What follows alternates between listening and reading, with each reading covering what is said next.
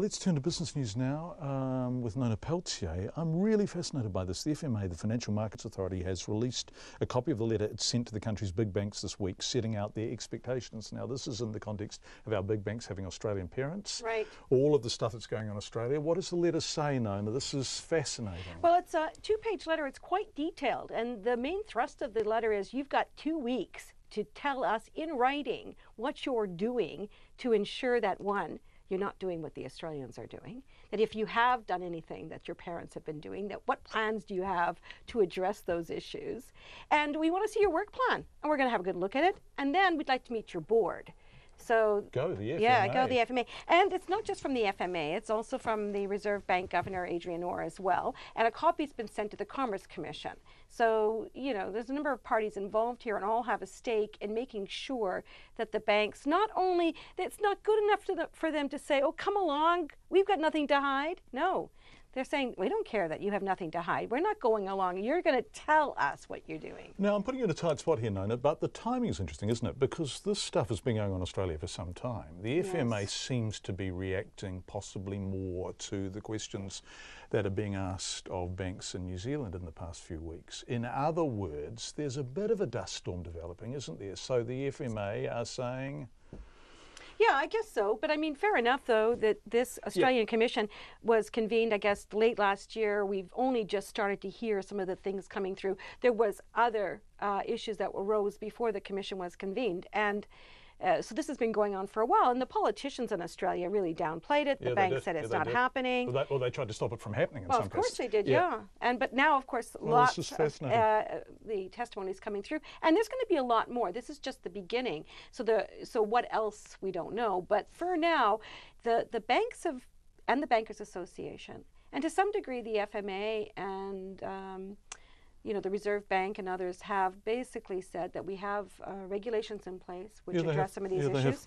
But it's still, you know, fair enough. The FMA is saying, and that's not good enough. Even though we have these rules, let's have a good look. We want to hear your actions. We want to hear your plans. We want to know what your work plan is. And then we want to meet your board. So there you go. Now, anybody can go and have a look at this quite detailed letter. It's 2 pages, lots of bullet points, and it's off the FMA site in the interest of transparency. They've published it there. Top notch, I think. Right, the share price of electric car maker Tesla fell 6% overnight after the company's head dismissed questions from investment analysts. Well, tell me about what happened. Why did? Because he normally likes fronting, doesn't he, old Mr. Musk? Well, you would have thought he would, because he's that kind of a guy. He's quite quirky, and you know, he's got a story to tell. But he was very bored, very, very bored with the questions that analysts asked after their first quarter results. So, which was better than the market had been expecting. So then the market, there were some analysts, there was an investment call, and they started asking, you know, technical questions about things like, oh, cash flow, investment decisions, timing of release of products, and so forth. Anyway, the founder and, of course, managing director of the company, Tesla, he said, well, look, you know what? This is all becoming very boring. And then it all turned to custard. And here's what Elon Musk said, responding to an analyst question. Boring bonehead questions are not cool. Next. Of the reservations that actually opened and made available to configure, can you let us know, like, what percentage have actually taken the step to configure? We're going to go to YouTube. Sorry. These questions are so dry. They're killing me. Wow, he's having a tanty, Nona. Well, and not only he should be put in the quiet corner.